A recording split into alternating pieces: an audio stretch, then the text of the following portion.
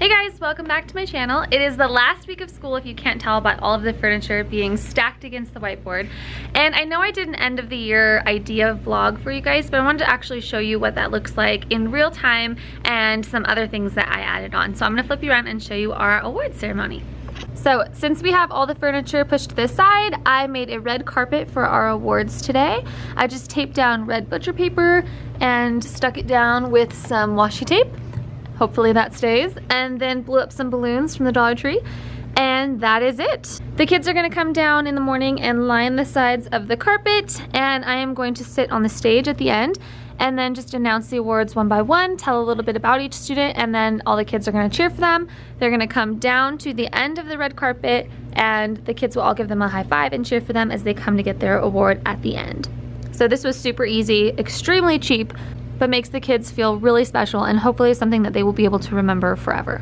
For dramatic effect for the background of the awards that we're doing, I just searched in YouTube award ceremony music, and I'm gonna have this playing in the background.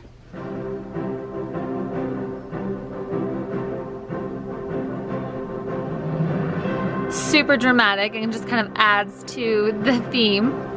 I wanted to share two things with you guys that I do at the end of every school year that I really think help me to kind of focus in on my craft and to get better at teaching, which is hopefully something that we all want to do, but I know it can be really scary. So I like to get surveys from both students and parents. I'll start with the parent one. So I usually send this home with about a week and a half left of school. Our last day is next Thursday. Today is Wednesday, so it gives them a little bit of time to fill it out and think about it. So I send it with this note on the front. So then on the back is the actual survey, and I always put on colored cardstock so hopefully the kids know which one needs to be turned in. But on the top they can rate how they felt about certain things like homework, their child feeling welcomed, classroom communication, and then reading, writing, and math progress.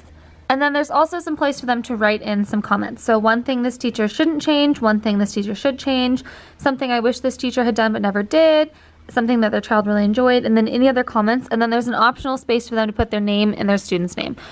I love doing this, even though it can be a little intimidating and a little scary to put yourself out there for criticism. Most of the time, what they're gonna send back is gonna be really positive and it's gonna make you feel really good and valued and supported and appreciated.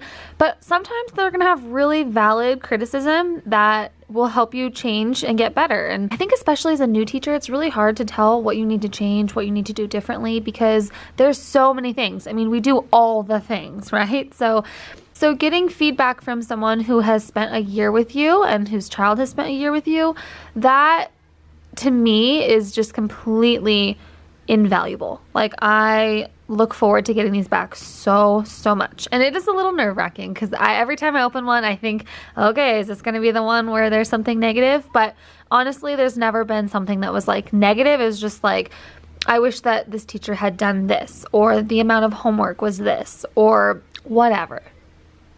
This is actually something that I got from a teacher that I substitute taught for, Chelsea Hodis. Hey girl. And as soon as I saw it, I was like, I need to do this. So thank you so much for this idea, Chelsea. I don't have this on TPT. This is something that she sent to me. So if you want to just pause the video and look at what was on the front and take a look at the actual survey and then just make one of your own, I would really suggest doing something similar to this. You could even do a digital version like on a Google form or something similar to that so that you can get that response quicker. But yeah, this is just really valuable information for you to have to plan for next year and to know what worked and maybe what didn't. And then I also always do a student survey too, and I make this one completely anonymous. They don't have to put their name at all because I want them to be honest. I don't want them to be worried that I'm going to be upset with them or that they're going to hurt my feelings if they have something negative to say or whatever. I just want them to be honest so that I can actually get good feedback. This is also something that I took from that same teacher, Miss Hodis, and so it really just helps me get feedback from the kiddos. So it says at the top, answer truthfully. Your goal is to help Miss Romeo become a better teacher. Overall, how would you rate this teacher compared to other teachers? The worst, the best. If you could change one thing about your teacher, what would you change and why? What is your favorite quality about your third grade teacher? What is your least favorite quality? Do you think Miss Romeo is fair? And then if yes or no, whichever one, give evidence to support it. what was your favorite project or assignment this year? And then what advice would you give to Miss Romeo for next year to help her improve? So again, just getting that feedback from them of what kinds of things did they like that we did? What kinds of things did they like about me as a teacher and what made them feel welcomed and supported and all of that good stuff? And then maybe even on the other side, what didn't? They're going to come up with some things that you maybe hadn't even thought of that are going to be helpful in making you become a better teacher.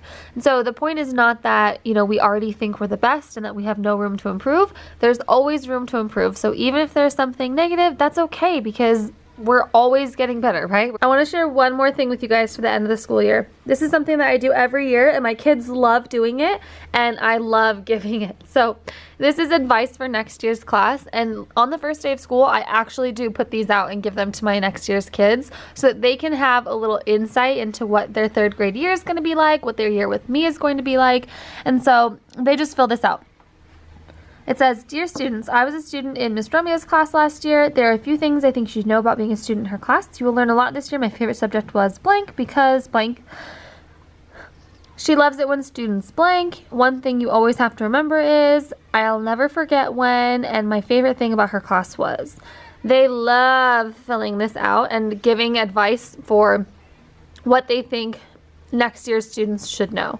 So I just think it's hilarious. The things they write are so cute. And my class next year will love getting to read advice from the older kids who have already been through what they're going to go through. So I think this is a really cute idea. This was on TPT. I will link it down below for you. The next thing I want to share with you guys is how my end of the year classgram gifts turned out that I shared with you in my end of the year idea video.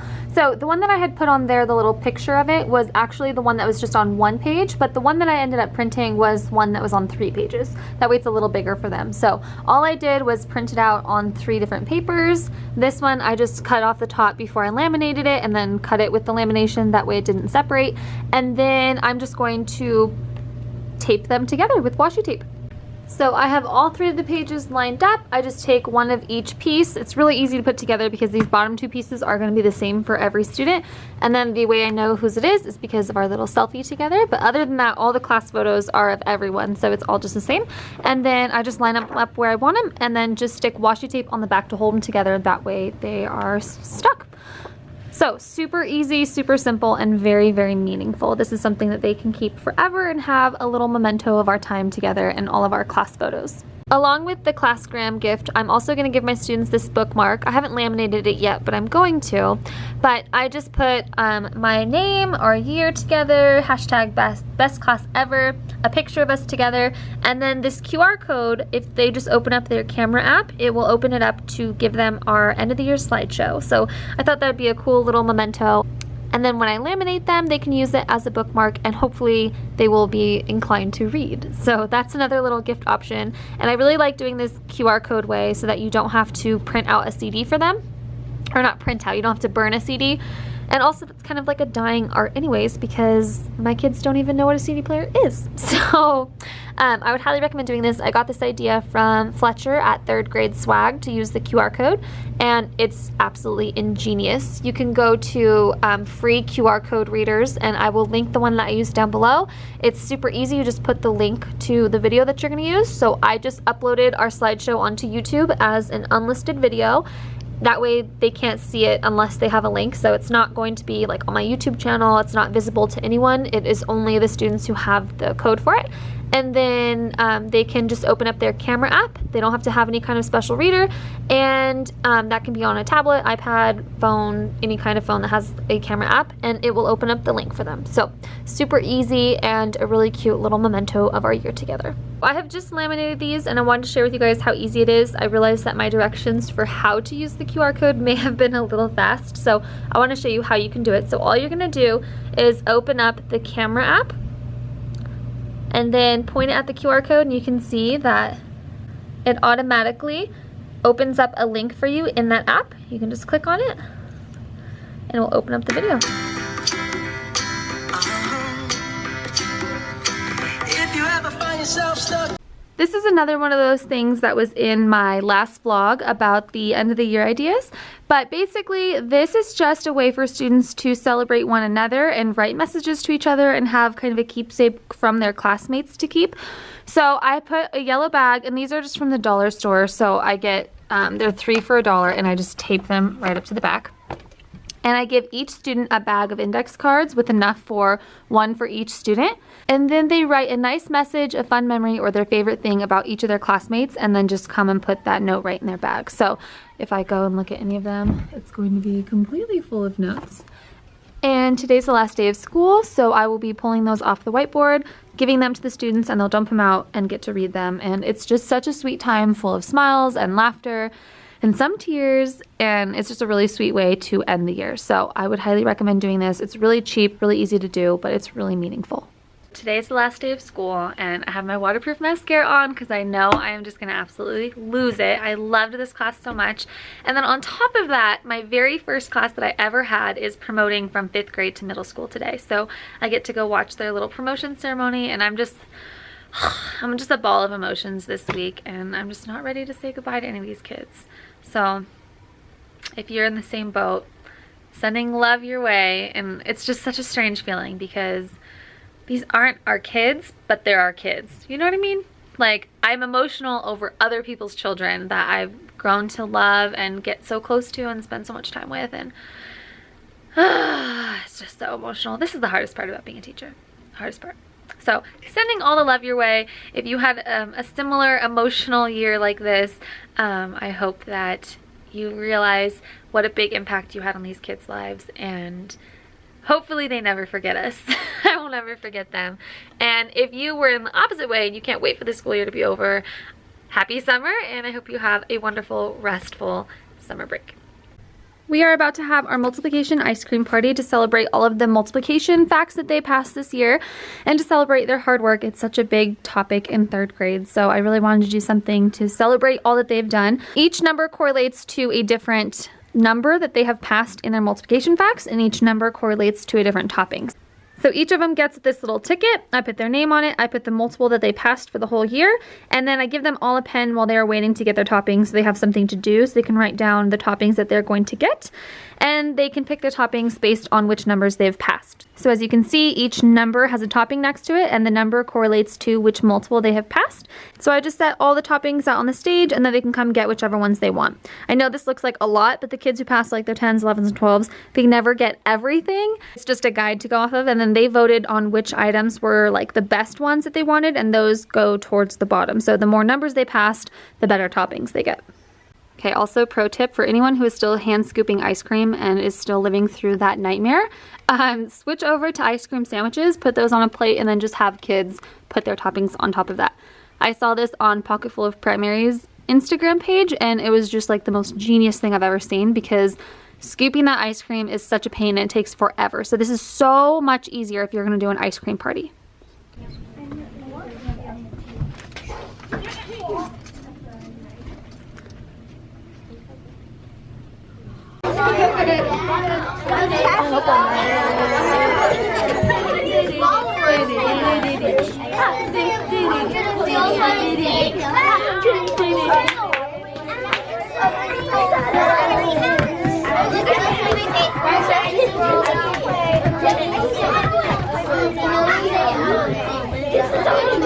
My favorite part of third grade is everything. Aww. My favorite part of third grade is having fun with my teacher and having lots of friends. Aww.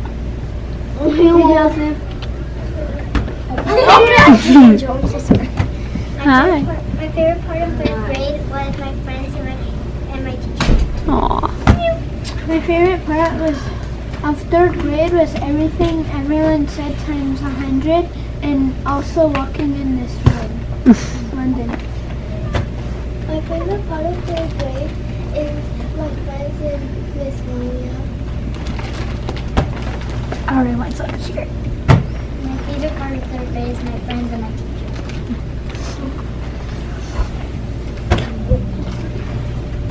My favorite part of third grade is always walking into the classroom at the beginning of the day. My favorite part of third grade is the really fun art and making new friends. Nice. I got another thing to add though. Landon. My favorite part about third grade is multiplication minute and especially my teacher. I wanted to give a quick tip to new teachers, but also teachers who are maybe feeling a little frustrated or burnt out with the profession. In comes Happy Box. This is something that I have had since my first year of teaching. This box, I think, is so cute, by the way, but it was my grandma's old sewing box, I think. I don't know, she just gave it to me. But inside, I keep all the different letters and cards and notes and drawings and different things that just make me smile that the kids or parents have written me. So like these green papers right here are the end of the year parent survey. So I keep ones where parents wrote something really touching. And when I'm having a hard day or I'm feeling frustrated or I'm feeling burnt out and just like, oh, about teaching, I open my Happy Box. I have seriously saved every single there's another parent survey from last year. Every single thing that I have ever been written by a kid or a parent that made me smile. And like there's just hundreds of notes in here. And so when I'm feeling that way and I'm feeling tired or like this isn't worth it or whatever, those feelings that we sometimes feel, you guys, it brings me so much joy and peace and happiness and just reminds me why I do this in the first place when I open this box. I would highly recommend you guys getting some kind of little box. You can get something like this at Michael's or Hobby Lobby or one of those kind of craft stores. And keep those and use them when you're having a tough day. This is something that I know is there for me when I'm struggling, and I can just go pull it out and I know for sure it's going to bring me a smile. So start a Happy Box. Don't throw away those pictures and drawings at the end of the year. Keep them and know that you are appreciated and loved and valued and respected. Make a Happy Box. It will make you happy, I promise. There was one time this year where I was really struggling and I opened this up and I pulled out this. My first year of teaching, I had a VIP student and I made a lanyard for them and it had like a little tag on it that said VIP, and one of my sweet students made me a VIT, very important teacher lanyard, and on the back it says best teacher ever, gets to kick people out of the comfy chairs. That was my reward, I guess, but just little things like this just make me smile and remember all the good times and just why we do this. So if you don't already have one of these, you should make one because it just brings me so much happiness. Furniture is stacked against the wall, which can only mean one thing. It is time to say goodbye to my little babies. And I'm not ready. But in some weird way, honestly, having the room empty like this makes me really happy. Whoa, tripping over the trash can. Makes me really happy because I know that we've spent an amazing time in here this year and we've learned a lot and we've grown a lot and we've laughed a lot and we've made a bunch of really awesome memories. And I know that this furniture piled up means that we're ready for a fresh start next year. And I'm ready for some time to relax and rejuvenate and get ready for another amazing year. So thank you all for being on this journey with me, and I can't wait to share more with you next year. So my students just left. It's the last day of school, and I'm just a little ball of emotion right now. It is just so hard saying goodbye, and I know this might be weird for some of you who are like, oh my god, I can't wait for summer, but it's just so hard because we spend all year with these little people and we love on them and we help them and we try to guide them, and then they just leave. And it's just really hard. It's hard saying goodbye. It's hard knowing that you don't get to see them every day anymore, and it's just not a fun part of teaching, having to say goodbye. So I'm gonna miss this group a whole bunch. We had a lot of fun this year, so I'm gonna be such a mess today, all day. But I am very much looking forward to a relaxing summer and getting some fun stuff together for next year and starting the year strong. So thank you for sticking with me this year, and I have some fun projects to share with you guys about stuff going on next year and some planning that I'm doing. So stay tuned for some more videos this summer, and I hope you guys have a great summer. If you're still in school, finish strong. I gotta go get that. I will see you guys soon for another video. Bye.